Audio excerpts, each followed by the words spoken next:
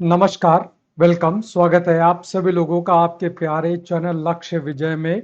और आज है 13 अप्रैल और आप लोग इस वक्त पिक्चर पर जो एक टाइटल देख पा रहे होंगे, वो एक घटना, वो एक दुर्घटना, वो एक पूरा का पूरा हत्याकांड के तौर पर जाना जाता है। और जिस जगह पर इस कांड को अंजाम दिया गया, वो जगह आज वर्तमान समय के पंजाब प्रांत के अमृतसर के स्वर्ण मंदिर के पड़ोस में पड़ने वाला बाग है, जिसे जलियांवाला बाग के तौर पर जाना जाता है।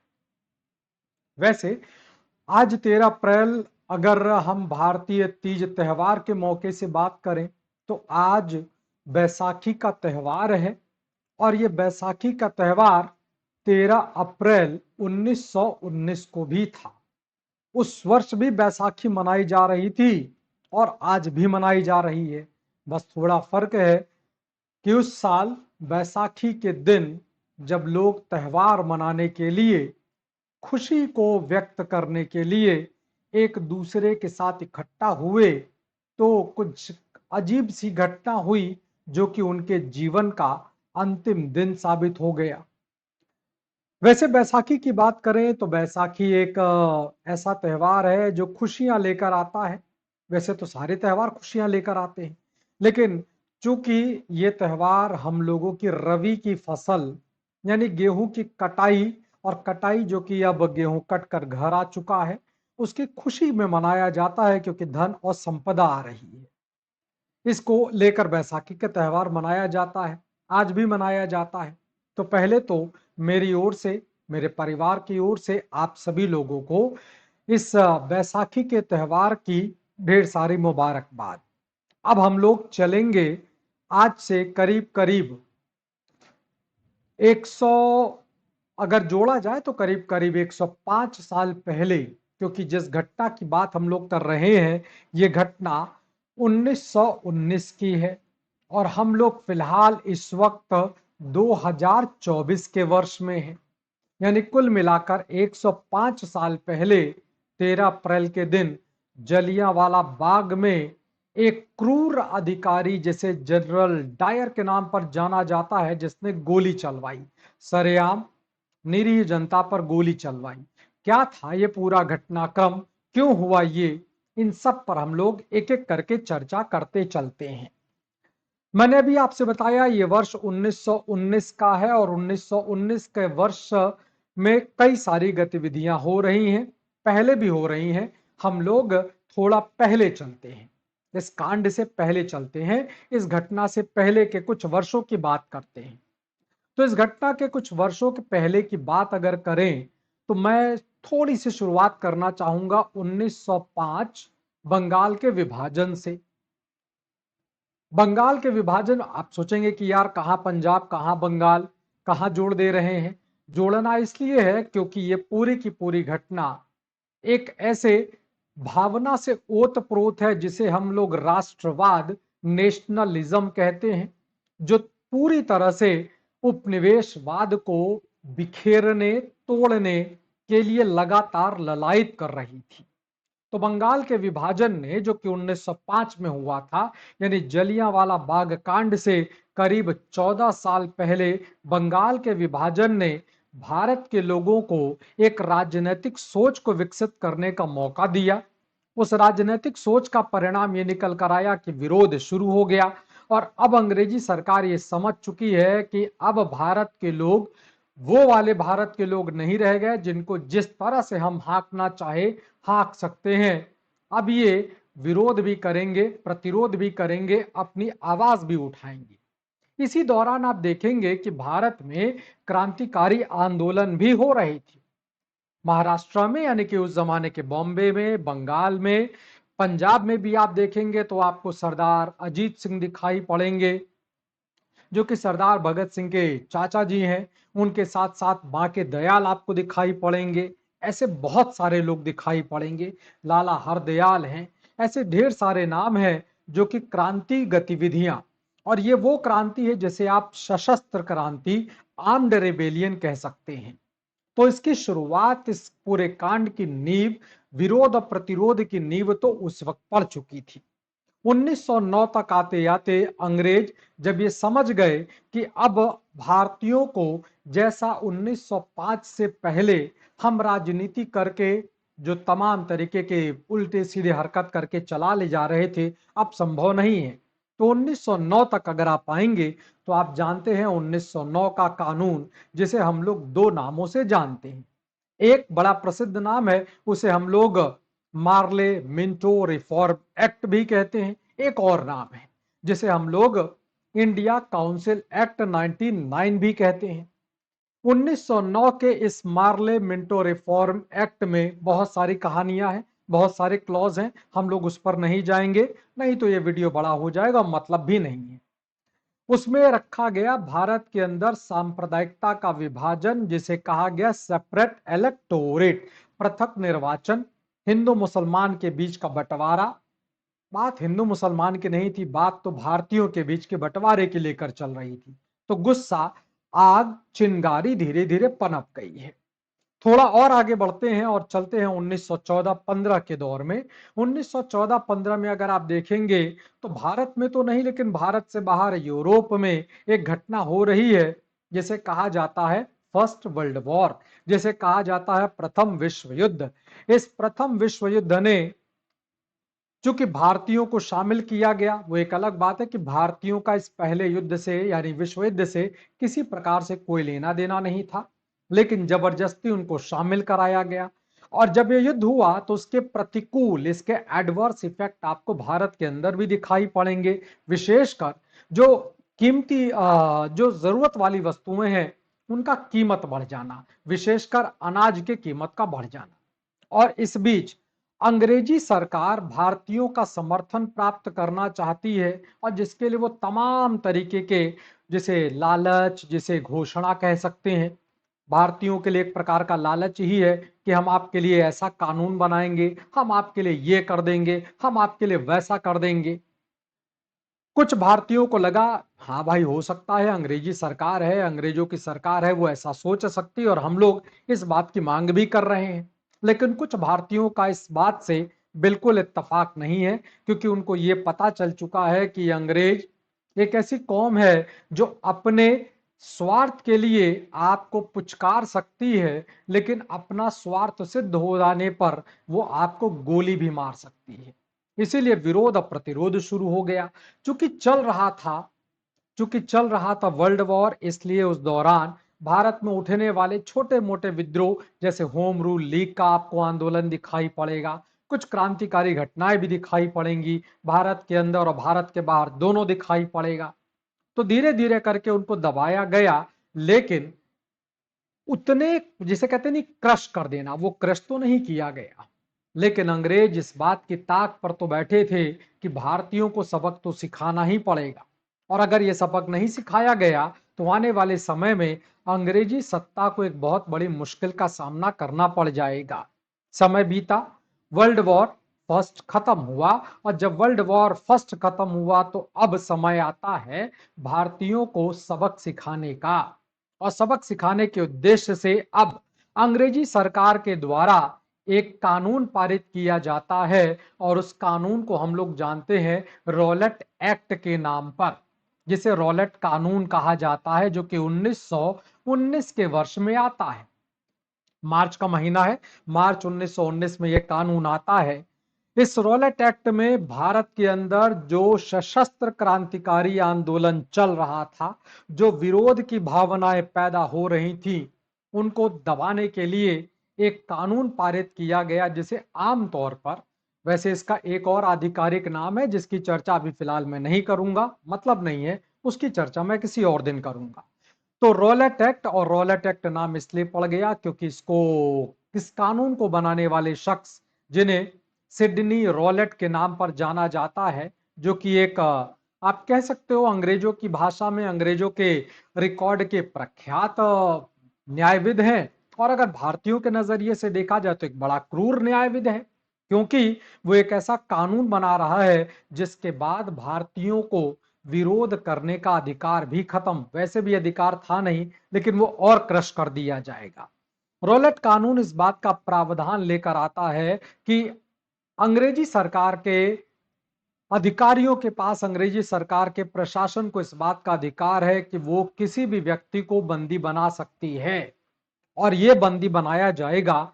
और ये बंदी जो बनाया जाएगा उसके लिए किसी मुकदमे चलाने की जरूरत नहीं है, यानी बिना किसी प्रकार का मुकदमा चलाए जेल में भरा जा सकता है। कब तक के लिए? तो ये समय बताया गया कि कम से कम 2 साल बिना मुकदमा चलाए। इसीलिए आप लोगों ने सुना होगा, रॉलेट कानून को एक ऐसे कानून के तौर पर जाना जाता है जिसे बिना अपील, बिना वकील, बिना दलील वाला कानून कहा जाता है। क्योंकि इस 2 साल के दौरान जब आपको सिर्फ और सिर्फ शक के आधार पर, जिसे आप आजकल के संवैधानिक भाषा की बात करें जिसे प्रिवेंटिव डिटेंशन कहा जा सकता है, सुरक्षात्मक रूप से बंदी बनाने की बात कहा गया, 2 साल। और हमको जब बनाया गया 2 साल के लिए बंदी बनाया गया, तो बताओ तो हमारे ऊपर शक किस बात को लेकर है? हमारे ऊपर शक किस बात का कि हम कौन सा अपराध करने जा रहे हैं? कम से कम ये तो बताओ। लेकिन ये अपेक्षा एक अंग्रेजी सरकार, जो क्रूर है, जो अत्याचारी है, जिसका एकमात्र उद्देश्य भारत के लोगों से को परेशान करना और भारत के संसाधनों का अधिक से अधिक उपभोग करना है, वो सरकार क्यों बताएगी? तो सरकार ने बड़ी मात्रा में गिरफ्तारियां शुरू कर दी हैं। मात्रा की जगह पर मुझे संख्या शब्द का प्रयोग करना चाहिए। बड़ी संख्या में गिरफ्तारियां करना शुरू कर दिया है, बड़ी संख्या में। और ये गिरफ्तारियां सबसे ज्यादा जो दिखाई पड़ रही हैं वो पंजाब में दिखाई पड़ रही हैं। और पंजाब की अगर बात करें, अब आप इस पंजाब को समझिएगा, ये वो पंजाब है जिसमें आजकल का पाकिस्तान भी शामिल कर दीजिए, क्योंकि उस वक्त भारत का विभाजन नहीं हुआ था। तो ये वो पंजाब है जिसमें पाकिस्तान भी है और जिसमें आजकल का भारत का पंजाब भी है। हिमाचल, हरियाणा, ये सब लेकर आपका पूरा का पूरा पंजाब हो जाता है। ढेर सारी गिरफ्तारियों का दौर है। मार्च और अप्रैल का महीना है, तीज त्योहार का मौका है, होली बीत चुकी है और अब बैसाखी की तैयारियां चल रही हैं। उस बीच एक क्रूर अत्याचारी कानून आ चुका है। इस कानून का विरोध करने के उद्देश्य से उस वक्त देश में, चूंकि गांधी जी का भी प्रवेश दक्षिण अफ्रीका से हो चुका है, गांधी जी शुरुआत दौर के अपने कुछ आंदोलनों को आगे बढ़ा चुके हैं, जिसे आप सत्याग्रह का नाम भी दे सकते हैं। चंपारण है, अहमदाबाद मिल है, खेड़ा है। और उसके बाद अब वो इस कानून को लेकर विरोध की बात करते हैं, और देश के लोग भी गांधी जी को उम्मीद भरी निगाहों से देख रहे हैं। गांधी जी ने उन उम्मीद भरी निगाहों का जवाब दिया और ये कहा कि बिल्कुल हम साथ देंगे। और 30 मार्च के दिन पंजाब के अंदर एक हड़ताल की बात कही गई। मेरी बात को याद रखिएगा, मैं अभी 6 अप्रैल वाले दिन पर नहीं आया हूं। 30 मार्च को 30 मार्च को एक हड़ताल प्रस्तावित की जा रही है पंजाब में। पंजाब में एक हड़ताल है, प्रस्तावित की जा रही है, जो सिर्फ और सिर्फ पंजाब में होने वाली है। अब इस पंजाब को फिर से मैं आपको बता दूं, ये वर्तमान समय का पाकिस्तान भी है, ये वर्तमान समय का भारत का पंजाब, भारत का हरियाणा, भारत का हिमाचल, भारत का चंडीगढ़ और दिल्ली वाला प्रांत भी लेकर है। तो इतने बड़े इलाके में हड़ताल की बात कही गई। वो एक अलग विषय है कि गांधी जी ने जिस हड़ताल का आह्वान किया, पंजाब प्रांत में किया, उस हड़ताल में वो खुद शामिल नहीं हो पाए। कुछ कारण थे जिसकी वजह से वो खुद शामिल नहीं हो पाए, वो होना चाहते थे। सफल रहा, 30 मार्च की हड़ताल सफल रही और सफलता ने गांधी जी को और देश के लोगों को, विशेषकर पंजाब के लोगों को एक उत्साह दिया है। और उस उत्साह का परिणाम ये निकला कि गांधी जी ने अगले हफ्ते की 6 तारीख को ये कहा कि 6 अप्रैल को हम लोग देशव्यापी हड़ताल करेंगे। पंजाब में सफल रहा, जिससे अंग्रेजी सरकार को दिक्कतों का सामना करना पड़ा। और उस वक्त जो पंजाब का डेप्यूटी गवर्नर है, उपराज्यपाल, जिसका नाम माइकल ओ डायर है। जिन नामों को मैं बोल रहा हूं उस नामों को बड़े गौर से सुनते चलिएगा, क्योंकि पंजाब में आपको एक ही समय पर 2 अलग अलग डायर दिखाई पड़ेंगे। फिलहाल हम लोग उस डायर की बात कर रहे हैं जिसने गोली नहीं चलाई है। हम लोग उस डायर की बात कर रहे हैं जिसने गोली चलाने वाले डायर को बुलाया है। अब बुलाया क्यों? क्योंकि पंजाब की हड़ताल सफल हो गई है 30 मार्च वाली, और 6 अप्रैल को तो देशव्यापी हड़ताल होने जा रही है। देशव्यापी हड़ताल का जो प्रभाव पड़ेगा वो भी इस बार के पंजाब के ही प्रांत पर आने वाला है और उसके आसपास के क्षेत्र में आने वाला है। इस बात को ध्यान में रखते हुए अब सुरक्षा के इंतजामात किए जा रहे हैं और वर्ल्ड वॉर अभी खत्म हुआ है। वर्ल्ड वॉर की वो अलग विषय है कि इंग्लैंड जीत गया है, लेकिन उस जीत की उसे एक बड़ी कीमत देनी पड़ी है और वो उस कीमत को भारत से वसूलना चाह रहा है। लेकिन ये जो घटनाएं घट रही हैं उसके वजह से वो भारत से किसी प्रकार की कोई कीमत तो वसूल नहीं कर पा रहा है, उल्टा भारत के लोग उसका प्रतिरोध कर रहे हैं और उस वसूलने वाली कीमत का भी विरोध कर रहे हैं। इसीलिए पंजाब के उपराज्यपाल माइकल ओ डायर के द्वारा तुरंत प्रशासनिक गतिविधियों को तेज करते हुए इन सभी हड़तालों को इलीगल, अवैधानिक, गैर कानूनी घोषित कर दिया गया और सभी बड़े नेताओं की गिरफ्तारी, जो भी इस हड़ताल में शामिल होने आ रहा उसकी गिरफ्तारी का आदेश दे दिया गया है। खुद गांधी जी जो इस आंदोलन के लिए, इस हड़ताल के लिए पंजाब में आने वाले थे, उन्हें भी गिरफ्तार कर लिया गया और इनको गिरफ्तार किया गया। एक जगह पड़ती है, आजकल भी है, जिसे पलवल कहा जाता है, जो कि दिल्ली से मुझे लगता है 90 किलोमीटर की दूरी पर होगा, थोड़ा कम थोड़ा ज्यादा हो सकता है। तो दिल्ली का पास का एक इलाका है पलवल और ये पड़ता है वर्तमान समय के हरियाणा राज्य में। तो वर्तमान समय का हरियाणा राज्य जो उस जमाने का पंजाब है, तो पंजाब का एक छोटा सा इलाका पलवल, जहां पर गांधी जी को गिरफ्तार कर लिया गया। जोश और उत्साह से लबरेज जनता को इस बात की नाराजगी आ गई कि यार गांधी जी, सत्य और अहिंसा की बात करने वाला आदमी, सत्याग्रह की बात करने वाला आदमी, उस आदमी को गिरफ्तार कर लिया गया। और गिरफ्तार किस लिए किया गया? इस कानून का विरोध ही तो करने की बात हो रही है, जो कि गलत है, उसी का तो कहा जा रहा है। और किस बात के लिए गांधी जी को गिरफ्तार कर लिया गया? और कोई किसी प्रकार की कोई हिंसात्मक कि हम आपके खिलाफ मारपीट कर रहे हैं, दंगा फसाद कर रहे हैं, ऐसा कुछ भी नहीं हो रहा है। तो गांधी जी को गिरफ्तार क्यों किया गया? गांधी जी की गिरफ्तारी अभी भी लोगों के मन में एक गुस्सा पैदा कर रही है और अब इस आंदोलन को गांधी जी के बाद के और पंजाब के कुछ नौजवान नेताओं की अगर बात करें तो उन्होंने अपने हाथों में ले लिया है। उनमें से एक का नाम डॉक्टर सत्यपाल है और एक का नाम सैफुद्दीन किचलू है। याद रखिए, इन दो नामों को गौर से देखिएगा तो एक हिंदू नाम है और एक मुसलमान नाम है। आपके दिमाग में उठ सकता है सवाल कि हिंदू मुसलमान सर ने क्यों बताया? इसके पीछे बताने का कारण 1916 का लखनऊ समझौता है।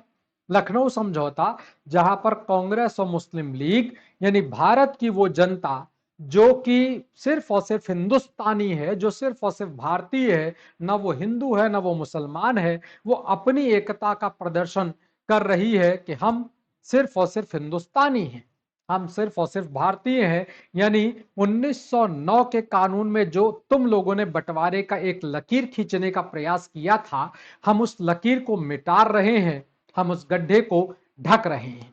ये उसका प्रभाव आपको दिखाई पड़ेगा।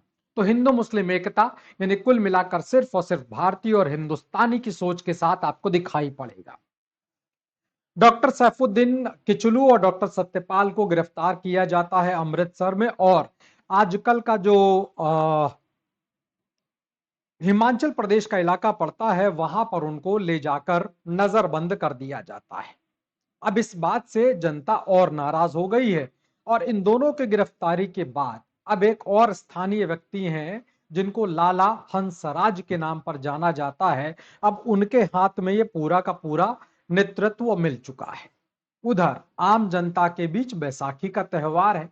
कितनी खुशी की बात है, बैसाखी का त्योहार होगा, नाचना गाना, अमृतसर के स्वर्ण मंदिर में जाकर गुरु ग्रंथ साहब का पाठ होगा, साथ ही साथ लंगर वगैरह भी छका जाएगा।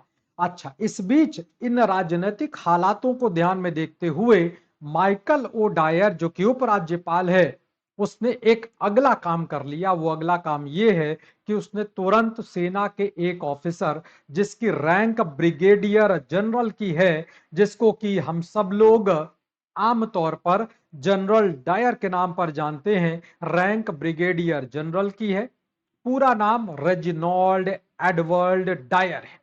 इस क्रूर अत्याचारी सेना के अधिकारी को बुला लिया और पूरे पंजाब को, विशेषकर अमृतसर को सेना के हवाले कर दिया गया है। मार्शल लॉ, मार्शल लॉ लग चुका है, इस बात को लेकर आम जनता अवेयर नहीं है। ठीक है कि सरकार ने अपने स्तर पर, उस जमाने की सरकार ने अपने स्तर पर लोगों को बताने के लिए कि देखो मार्शल लॉ लग गया है, धारा 144 जैसी गतिविधियां है कि कहीं पर भीड़ इकट्ठा नहीं होगी, 5 लोग से ज्यादा लोग इकट्ठा नहीं हो सकते हैं, यानी कुल मिलाकर जुलूस, प्रदर्शन, हड़ताल नहीं होगा। लेकिन ये बात लोगों को नहीं पता थी। इस बात के लिए कुछ पर्चे, कुछ समाचार पत्र में लेकर लिखवाना खुआना, लेकिन उस जमाने में भारत का जो शिक्षा स्तर था वो इतना ऊंचा नहीं था। और फिर आप जानते हैं, उत्साह और शिक्षा ये दो अलग अलग विषय हो जाते हैं। त्योहार का उत्साह है, मेला वेला लगेगा, और इन सब को लेकर जोशीली जनता, और उधर जो स्थानीय नेता, उन लोगों ने अपने नेता सैफुद्दीन किचलू, अपने नेता सत्यपाल, अपने नेता गांधी जी, और भी कई नेता जिनको नजरबंद किया गया है, उनके विरोध के लिए, त्योहार को मनाने के लिए ये हुआ कि हम लोग इस पूरे 13 अप्रैल के दिन को दो अलग अलग हिस्सों में बांट लेंगे। जो पहला दिन का हिस्सा होगा, दोपहर वाला, उस दोपहर वाले हिस्से में गो मंदिर में पहुंचना, जैसे अमृतसर कहा जाएगा, जहां पर पूजा पाठ करना, लंगर छकना, और उसके बाद शाम के समय करीब 4:30 बजे हम लोग इस बाग में पहुंचेंगे, और जहां पर शांतिपूर्ण तरीके से इस कानून का विरोध किया जाएगा, शांतिपूर्ण तरीके से विरोध किया जाएगा, एक जनसभा होगी। ऐसा कहा जाता है कि कुछ लोगों के द्वारा इस बात के लिए मुखबरी कर दिया गया, या अंग्रेजी सरकार को यह कह दिया गया कि साहब तैयार हो जाइए, कुछ बहुत बड़ा होने जा रहा है, लोग इकट्ठा हो रहे हैं, ये सिर्फ त्योहार के नाम पर नहीं हो रहे हैं, ये कुछ बड़ा करने जा रहे हैं।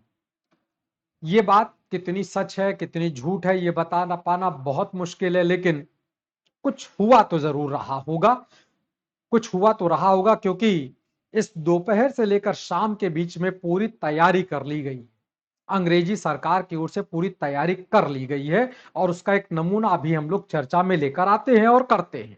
उधर शाम के 4:30-5 बजते बजते भीड़ इकट्ठा हो चुकी है, और आपको एक नीचे चित्र देख पा रहा होगा, ये आप देख पा रहे होंगे ये चित्र, और ये आप देख पा रहे होंगे ये वो गलियारा है जो कि उस जलियांवाला बाग में जाने का पतला सा रास्ता है। अब फिलहाल इसको सजा सवार करके कॉरिडोर बना दिया गया है। ये थोड़ा पुराना चित्र मैंने लिया है, जो कि आपको ये बताने के लिए कि देखिए कितना पतला सकरा सा रास्ता है, जिसमें कुछ 3-4 लोग, 5 लोग एकदम बराबर में चल सकते हैं। अब ये लोग इस पतले से गलियारे से होते होते पहुंच गए हैं उस बाग में।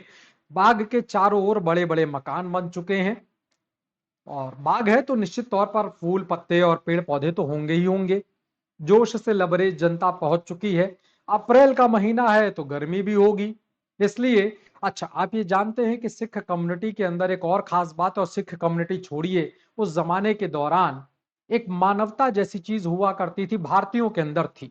वो मानवता ये थी कि भाई लोग दोपहर में इकट्ठा होंगे, गर्मी का दिन है, तो कम से कम पानी होने का इंतजाम किया जाए।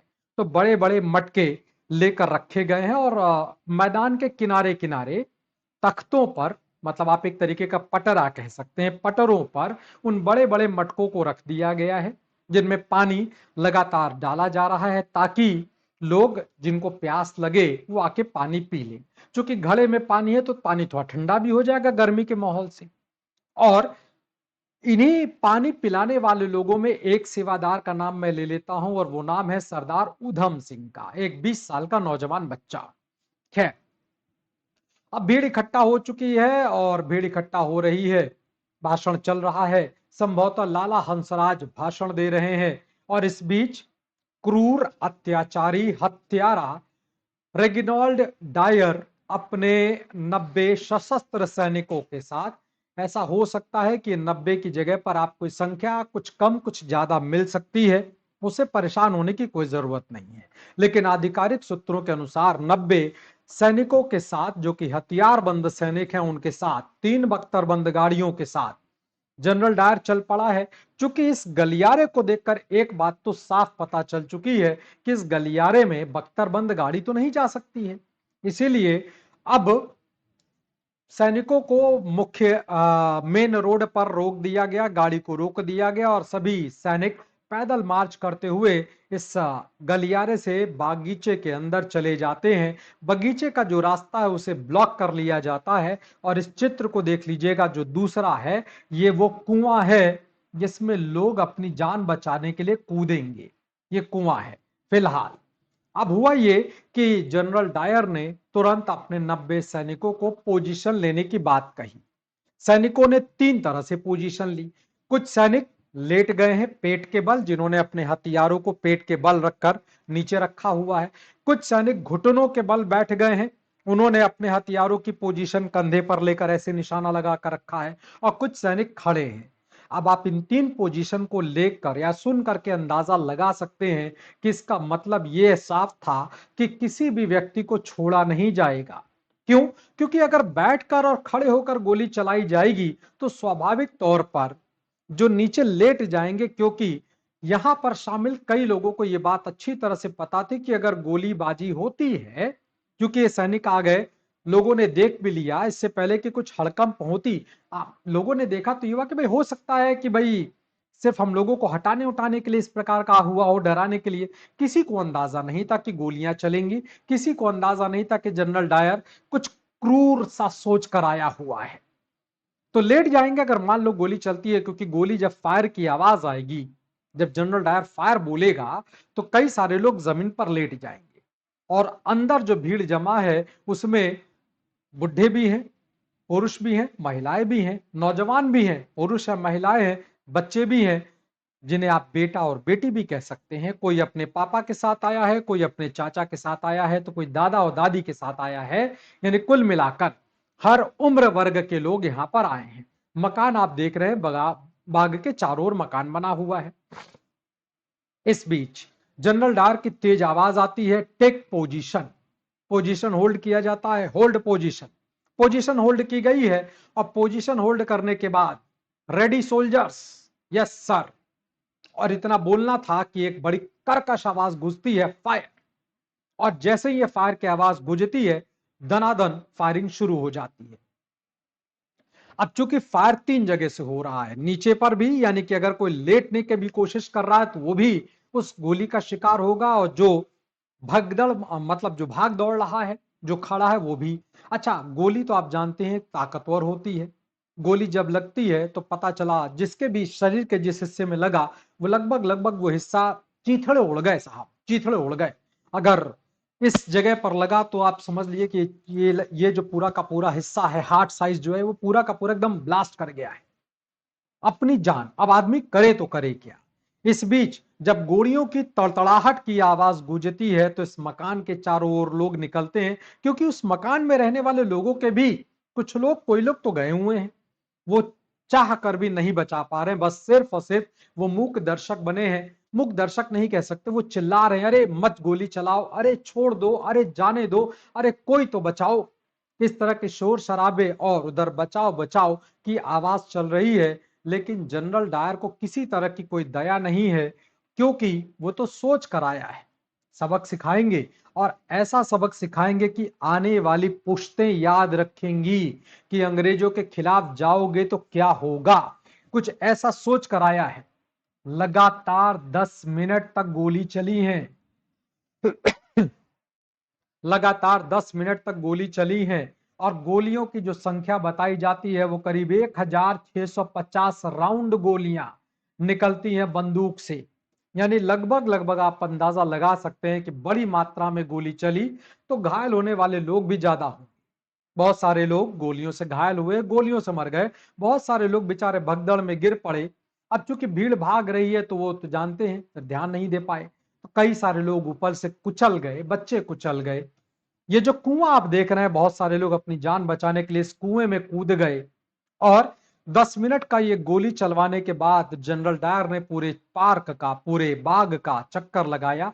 कहते हैं इस कुएं में झांक कर देखा, कोई बचा तो नहीं है, और उसके बाद वो चल पड़ा, अपने सैनिकों को वापस लेकर चल पड़ता है। उसे इतनी भी दया नहीं है, और वैसे भी इस प्रकार के क्रूर और अत्याचारी शासन से दया की उम्मीद की भी नहीं जा सकती है कि जो बेचारे बच गए हैं, कम से कम उनके लिए चिकित्सा का, मेडिकल का फैसिलिटी दिलवाए जा सके। मासूम छोटे छोटे बच्चे जो अपने दादा, पापा, चाचा, मामा के साथ आए हैं, उनका कम से कम खाने पीने का और उनके घर वापस जाने का इंतजाम करवा दिया जाए।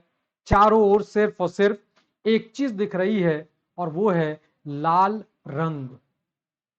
नदी है, आप तालाब कह लो, नदी कह लो, जो कि बह रहा है, मिट्टी का रंग लाल हो चुका है। और जनरल डायर जब अपने सैनिकों को लेकर जा रहा है तो उसने एक बार बड़ी हिराकत की नजर से, बड़ी घृणा वाली नजर से पीछे की ओर देखा, और देख करके एक कुटिल मुस्कान के साथ कि देखा, मिला दिया ना, मिट्टी में दफना दिया ना, और चला जाता है। कहते हैं कि बहुत सारे लोग जो घायल हुए, जो वहां पर पड़े हैं, न पानी के इंतजाम, न कुछ इंतजाम, चीप, मतलब बड़े परेशान से हैं, बड़ी परेशानी की अवस्था है। कुछ लोग जो बचे हैं बेचारे पानी पानी के लिए तरस रहे हैं, पानी पानी बोल रहे हैं, कोई पानी पिलाने वाला नहीं है। इस बीच चूंकि गोलियां चली तो उधम सिंह जो किनारे की ओर थे, जो भी गिर गए, गोली तो नहीं लगी लेकिन अपनी सुरक्षा के लिए वो गिर पड़े। भगदड़ मची तो उनके ऊपर भी कई सारे लोग हैं। जब वो अपने आप को देखे, सब शांत हुआ, उठते हैं, तो उनका भी शरीर, उनका भी कपड़ा खून से लथपथ उनको दिखाई पड़ता है।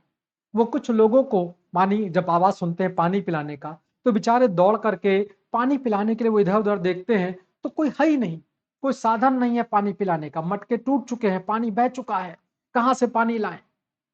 साहब, दर्दनाक घटना तो ये है कि एक औरत अपने मरे पति का, जो औरत खुद भी घायल है, अपने मर चुके पति के बॉडी को, यानी उसके सर को अपने गोद में लेकर बैठी है, और साथ ही साथ वो एक डंडा भी लेकर बैठी है।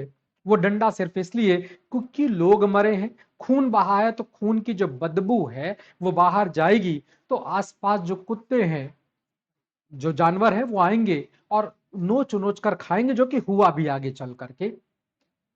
तो वो अपने पति की उस बॉडी को, मतलब अभी हम न जला पा रहे हैं न कुछ कर पा रहे हैं, तो कम से कम बचा तो ले जाएं। फिर अगले दिन या कुछ देर बाद अगर कुछ सहायता मिलेगी तो अंतिम संस्कार किया जाएगा। अब आप अंदाजा लगा सकते हैं कितना क्रूर घटना घटा होगा। और इस क्रूर घटना के घटने के बाद एक हाहाकार मचेगा, पूरे हिंदुस्तान में मचेगा।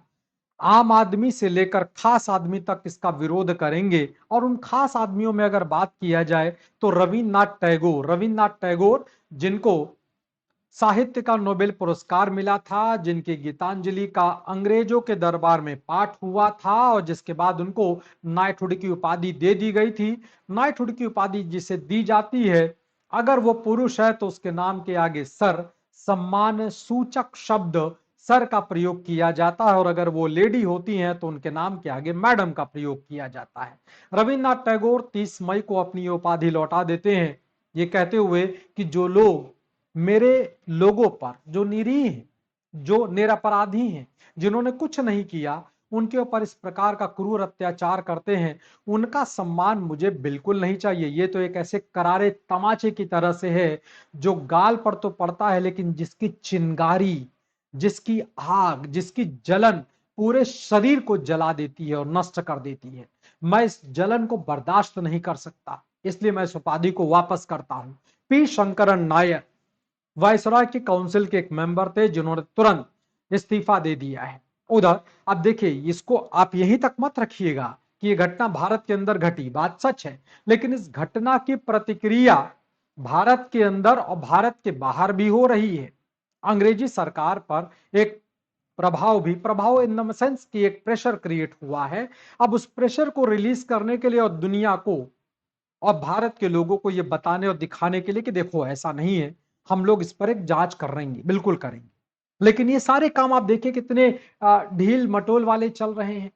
अप्रैल की घटना की जांच पड़ताल के लिए कमेटी बनाई जाती है अक्टूबर का महीना, अप्रैल चौथा महीना और अक्टूबर आपका हो जाता है 10वां महीना। करीब 6 महीने बाद इस घटना की जांच के लिए एक कमेटी बनाई जाती है, जिसको नाम दिया जाता है हंटर कमेटी। क्योंकि कमेटी के जो चेयरमैन है उनका नाम ही जीसी हंटर है, इसलिए इसका नाम हंटर कमेटी है। लेकिन इस हंटर को सिर्फ हंटर की ही तरह देखिए, तो इस कमेटी की जो रिपोर्ट होने वाली है वो हंटर की तरह लगने वाली है। इस हंटर कमीशन में अगर आप देखेंगे तो कुल मिलाकर 8 सदस्य हैं और 8 सदस्यों का अगर बंटवारा करेंगे तो 5+3, 5 और 3 लोगों को आप बांट सकते हैं। क्यों बांट सकते हैं? क्योंकि 5 अंग्रेज सदस्य हैं और 3 भारतीय सदस्य हैं। देखिए, इस प्रकार की जब कमेटी बनती है तो इस प्रकार के नंबर थोड़े जानबूझकर भी लिए जाते हैं, ताकि अब देखो भारतीय सदस्य जो होगा स्वाभाविक तौर पर वो कितना भी अंग्रेज परस्त क्यों ना हो, वो इस घटना को गलत तो बोलेगा। इसीलिए भारतीयों की तादाद को बराबर नहीं रखा गया या ज्यादा नहीं रखा गया अंग्रेजों की, क्योंकि अंग्रेज कितना भी भारतीय परस्त हो जाए वो इस घटना का कहीं ना कहीं नहीं सम्मान तो कम से कम पक्ष तो ले लेगा। इसलिए 5 अंग्रेजों को रखा गया, जिसमें जीसी हंटर चेयरमैन है, George Ruskin, W F. Rice, Thomas Smith, George Barrow है, और भारतीय मेंबरों के तौर पर इंडियन मेंबर्स चिमन लाल सीतलवाड़, जगत नारायण, साहबजादा सुल्तान अहमद। भारतीयों के नाम याद रखिएगा, वो इसलिए रखिएगा क्योंकि एग्जाम में नाम पूछ लिए जाते हैं। अब इस कमेटी की जो जांच पड़ताल है वो आराम से चल रही है, कोई जल्दीबाजी नहीं है, आराम से चल रही है। और करीब करीब 1 साल बीतते बीतते, क्योंकि अप्रैल की घटना है और रिपोर्ट 1919 की बात है, रिपोर्ट आ रही है मार्च का महीना 1920 का साल है। रिपोर्ट जो आती वो एक और मतलब आप कह सकते हैं भारतीयों के लिए एक हृदय विदारक घटना है, भारत के लोगों के दिल को और छलनी कर देने वाला रिपोर्ट है। और उसमें कहा गया कि जो हुआ वो सही हुआ। इस पूरे जांच पड़ताल में डायर के द्वारा, दोनों डायर का वो किया गया है, मतलब गवाही ली गई है, और दोनों डायर की गवाही यही है कि तत्कालीन समय में प्रशासन को जो फैसला लेना चाहिए था और जो सबसे उचित फैसला था वो लिया गया। अगर लोगों को मना किया गया, धारा 144 लगा था, मार्शल लॉ लगा था, तो लोग क्यों निकले? और अगर निकले तो आने वाले समय में ये एक बहुत बड़ा विद्रोह भी हो सकता था, जो कि पहले भी कई बार देखा जा चुका है। वो एक अलग विषय है कि पहले के इतिहास को हम लोग ने याद करते हुए अंग्रेजी साम्राज्य की सुरक्षा को ध्यान में रखते हुए इस काम को अंजाम दिया। हाँ, भारत वाले जितना शोर मचा रहे ना, इतना मर गया उतना मर गया, इतना कुछ है नहीं साहब। इस रिपोर्ट ने आश्चर्यजनक तरीके से एक बात बताई कि इस पूरी घटना में आप भी सुनकर हैरान होंगे, सिर्फ और सिर्फ 379 लोग हैं जो घायल हुए हैं और मरे हैं। मतलब ये संख्या सिर्फ और सिर्फ घायल और मरने वाले लोगों की है। एक हैरान कर देने वाली रिपोर्ट है कि साहब 1650 गोलियां चलती हैं और 1650 गोलियों की एक चौथाई भी गोली अगर निशाने पे लगती है तो 400 लोग तो वो हैं जो सिर्फ गोली से घायल हो गए या मर गए। उनका क्या हुआ जो कुएं में कूद गए? उनका क्या हुआ जो बेचारे भगदड़ में मची उस भगदड़ में जो बेचारे दब गए, दब के मर गए? उनका क्या हुआ जो घायल हो गए थे, जो तुरंत तो नहीं मरे लेकिन कुछ घंटे के बाद मर गए? इस बात को लेकर आप ये सोचिए कि अंग्रेज कितने क्रूर और कितने अत्याचारी, और इस घटना को कितना कैजुअल ले रहे हैं। अरे होता है साहब, ऐसा कोई बात नहीं। पूरी दुनिया को बताया गया ये भारतीय बस चिल्ला रहे हैं साहब, भौंक रहे हैं, कुत्ते हैं, भौंकते हैं, और कुत्तों के भौंकने पर बहुत ज्यादा कान नहीं दिया जाता है। इस एक घटना को लेकर अब भारतीयों के अंदर का गुस्सा और बढ़ गया, और इस रिपोर्ट को काउंटर करने के लिए कांग्रेस की ओर से एक कमेटी बनाई जाती है जिसे तहकीकात कमेटी कहा जाता है। इस तहकीकात कमेटी के प्रमुख सदस्य अध्यक्ष के तौर पर हैं मदन मोहन मालवीय। नाम याद रखिएगा, कांग्रेस की ओर से जो कमेटी बनाई गई है जिसका नाम तहकीकात कमेटी रखा गया है, इस कमेटी के अध्यक्ष मदन मोहन मालवीय हैं। इनके साथ साथ महात्मा गांधी, मोतीलाल नेहरू, C.R. दास, अब्बास तैयब जी, प्रफुल्ल जयकर, इन लोगों को ये और सदस्य हैं। जो तहकीकात कमेटी यानी जो कांग्रेस की ओर से तैयार कमेटी है वो इस बात की रिपोर्ट देती है कि साहब जो मरने वालों की और घायलों की तादाद जो हंटर कमीशन ने दिया वो पूरी तरह से गलत है, जबकि ये तादाद हजारों में जा रही है। अब वो एक अलग विषय है कि वो संख्या, वो आंकड़ा बता पाना बहुत मुश्किल है कि वो संख्या कितनी है, लेकिन उतनी तो नहीं है जितनी अंग्रेजों ने बताया। अंग्रेजों के बताई गई संख्या से आप मानकर चलिए 3 से 4 गुने से कम नहीं है। और इस कांड में जो जो दोषी हैं, दोषी जनरल डायर है, दोषी माइकल ओ डायर है, दोषी वो सैनिक भी हैं जिन्होंने गोलियां चलाई हैं, इसलिए उनको कड़ी से कड़ी सजा दिया जाए। और कुछ नहीं तो अब अंग्रेजी सरकार जो बेचारे अपने परिवार में, जिनका परिवार का मुखिया या परिवार का घर का चलाने वाला सदस्य चला गया, उसकी मृत्यु हो गई, तो उसे कम से कम कुछ आर्थिक सहायता दिया जाए, जिसे हर्जाना या जुर्माना कहा जा सकता है। ऐसा कुछ भी नहीं किया गया। इधर उधम सिंह जो उस घटना के प्रत्यक्ष गवाह हैं, उन्होंने तय किया। अच्छा हुआ ये कि जब इस बात को लेकर तहकीकात कमेटी की रिपोर्ट आई और अंदर, देश के अंदर और देश के बाहर दोनों जगह पर जब इसका प्रतिरोध सुर बदला, क्योंकि अगर आप इस घटना तक आइएगा तो आप देखेंगे कि काबुल में अजीत सिंह जी के द्वारा अस्थायी सरकार बनाई जा चुका था। अमेरिका में गदर आंदोलन चल चुका था। उधर फ्रांस की बात करें, जर्मनी की बात करें, वहां पर भी भारतीय क्रांतिकारी पहुंच चुके थे। इंग्लैंड की बात करें तो इंग्लैंड में श्याम जी कृष्ण वर्मा इंडिया हाउस जैसा बना चुके थे। यानी कुल मिलाकर यह घटना अब सिर्फ भारत के अंदर, भारत की बाउंड्री के अंदर नहीं रह गया। जहां जहां भारतीय थे वहां वहां इस घटना की चर्चा हुई, और जब चर्चा हुई तो वहां के जो और लोग हैं उनको भी सुनाई पड़ा। तो कई सारे अंग्रेजों को भी ये बात बुरी लगी और दुनिया के और भी जो लोग हैं उनको भी बात बुरी लगी। तो अब अंग्रेजी सरकार को लगा कि देखो भाई, ये कुछ कदम तो उठाना पड़ेगा। क्या उठाया जाए? तो कदम उठाया गया, और देखिए कदम भी कैसा उठाया गया कि भारतीयों को फिर तमाचा मार दिया गया। जनरल डायर जैसे व्यक्ति जिसे फांसी होनी चाहिए इस कांड के लिए, उस आदमी को बस सजा के तौर पर उसकी नौकरी से उसे बर्खास्त कर दिया गया। बर्खास्त करके उसे लंदन बुला लिया गया। लंदन के हाउस ऑफ लॉर्ड्स में जो संसद के सदस्य हैं, जो ऊपरी सदन है, वहां के द्वारा तो उसे शेर कहा गया। अंग्रेजों का शेर आ गया, शेर आ गया। और उनके सम्मान के तौर पर तमाम जगहों पर प्रदर्शनियां की गई। मॉर्निंग पोस्ट जैसे अखबार ने तो बड़ा लंबा चौड़ा लेख तक निकालने का काम किया। खैर, इस बीच उधम सिंह जो इस पूरी घटना के प्रत्यक्ष गवाह हैं, न वो भूल पा रहे हैं गोलियों की वो तड़तड़ाहट, न वो भूल पा रहे हैं उस आवाज को कि अरे हमें छोड़ दो, हमें बचा लो, और न वो भूल पा रहे हैं उस कर्कश आवाज को जो कहता है फायर। ये सारी बातें उनके कानों में, कान तो कहना ठीक नहीं होगा, उनके दिलो दिमाग में गूंजता है। कहते हैं जब वो सोते थे तो रात में एकदम से अचानक से उठ जाते थे, क्योंकि उनको वो शोर सुनाई पड़ता था, बंदूकों की गोलियों की आवाज सुनाई पड़ती थी, वो फायर का आवाज होता था। न दिन का चैन न रात का सुकून, क्या करें। और अंदर के इंसान ने, अंदर के भारतीय इंसान ने कहा कि साहब मार देंगे उस जनरल डायर को जिसने हमारे लोगों को इतने बुरी तरह से मारा है। तो उधम सिंह जो कि एक 20 साल के नौजवान बच्चे हैं, अब समय के साथ वो थोड़े और बड़े हो गए, उन्होंने तय किया इंग्लैंड जाऊंगा। उन्होंने इंग्लैंड सीधे तो नहीं गए, वो थोड़ा अलग रास्ता अपनाते हुए, जैसे वो अफ्रीका, अफ्रीका से वो साउथ अमेरिका के ब्राजील, साउथ अमेरिका से वो नॉर्थ अमेरिका जिसे यूएसए कहा जाता, उधर की ओर गए।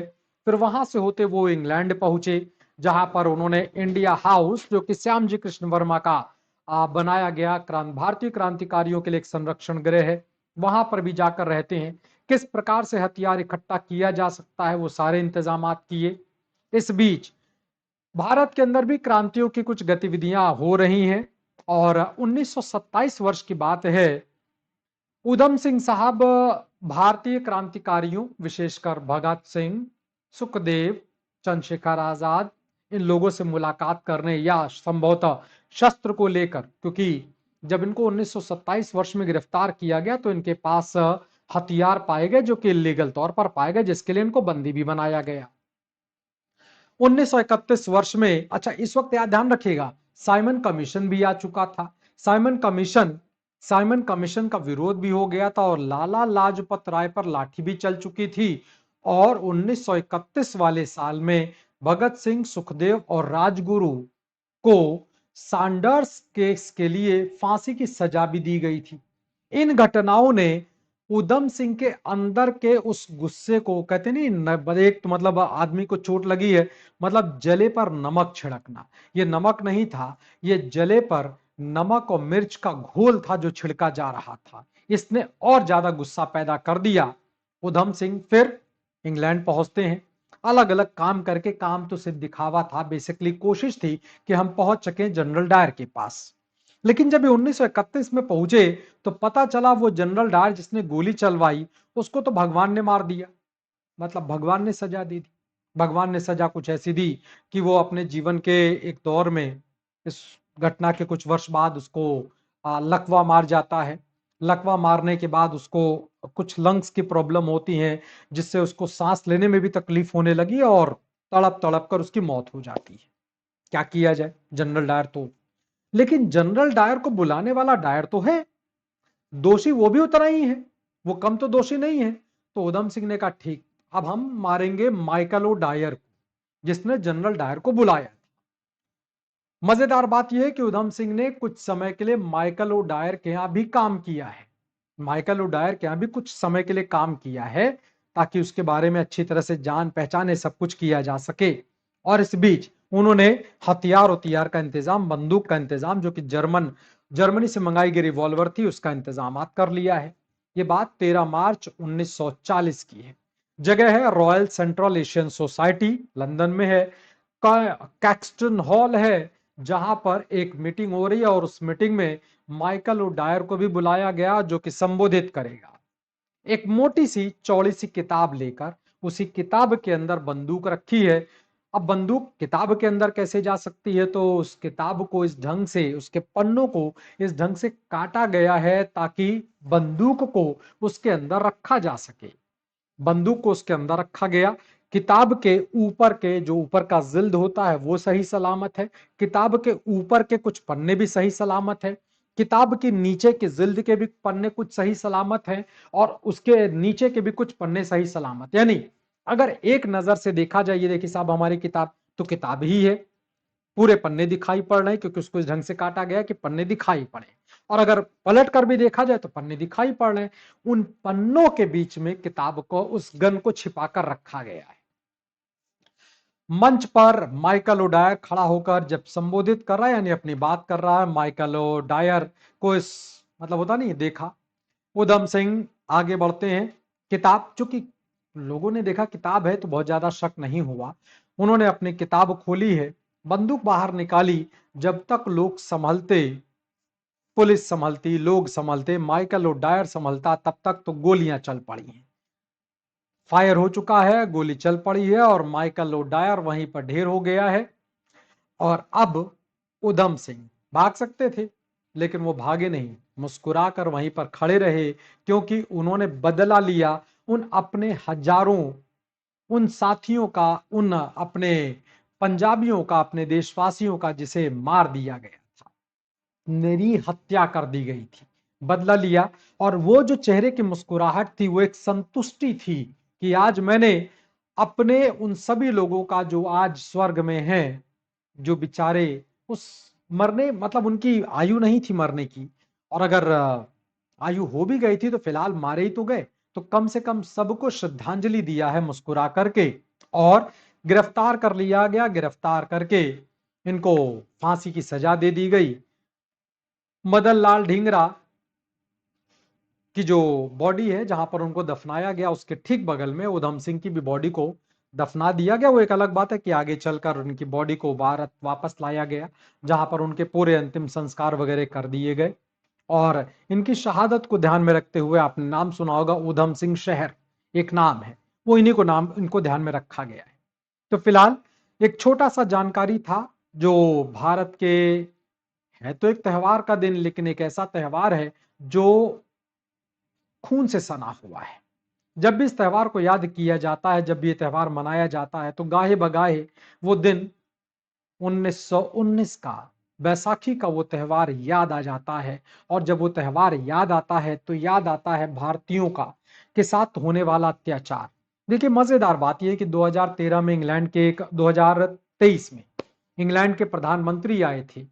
उन्होंने भी वहां पर जो विजिटर डायरी होती उस पर लिखा कि ये एक बड़ी गलत घटना है और ऐसा हुआ वैसा हुआ। लेकिन सबसे मजेदार बात देखिएगा, अंग्रेज, कई सारे अंग्रेजों ने इस बात की आलोचना की, कई सारे राजनीतिज्ञ अंग्रेज भारत आए जिन्होंने भी विजिटर डायरी में इस बात को लिखा कि नहीं नहीं गलत है और ऐसा है वैसा। माफी किसी ने नहीं मांगी है आज तक, आज तक किसी ने माफी नहीं मांगी। यानी अंग्रेजों के मन में आज भी कहीं ना कहीं ये बात तो है कि देखो भैया सबक तो सिखाया था, ठीक है, राजनीतिक तौर पर कहने के लिए आलोचना कर दिया, हाँ हाँ गलत था, लेकिन अगर गलत था तो माफी क्यों नहीं मांगी? माफी मांगनी चाहिए थी। वो भी समय आएगा, उस दिन का भी इंतजार करेंगे हम सभी भारतीय जब अंग्रेजों से माफी भी मंगवाएंगे। फिलहाल इस पूरी दास्तान को, इस पूरी दुख भरी कहानी को यहीं तक रखते हैं। उम्मीद करते हैं कि इस घटना ने आपके अंदर एक जोश, एक जज्बा पैदा किया होगा और उस जोश और जज्बे का प्रयोग करिएगा अपने सपने को पूरा करने में, अपने लक्ष्य को पूरा करने में जो आपने अपने जीवन के लिए बना के रखा हुआ है। और एक ऐसे अधिकारी बनिएगा जो आम जनता के हित का काम कर सके, जो आम जनता को एक मदद दे सके, चोट नहीं। अगर किसी को चोट लग गई है तो आप ऐसे अधिकारी बनिएगा कि मरहम लगा सकिएगा, दवाई लगा सकिएगा, दवाई दे सकिएगा। बहुत बहुत शुक्रिया, बहुत बहुत धन्यवाद आप सभी लोगों का। और अगली मुलाकात ऐसे ही किसी और वीडियो में, ऐसे ही किसी और चर्चा पर चर्चा में आपके साथ करेंगे। बहुत बहुत शुक्रिया, धन्यवाद, नमस्कार।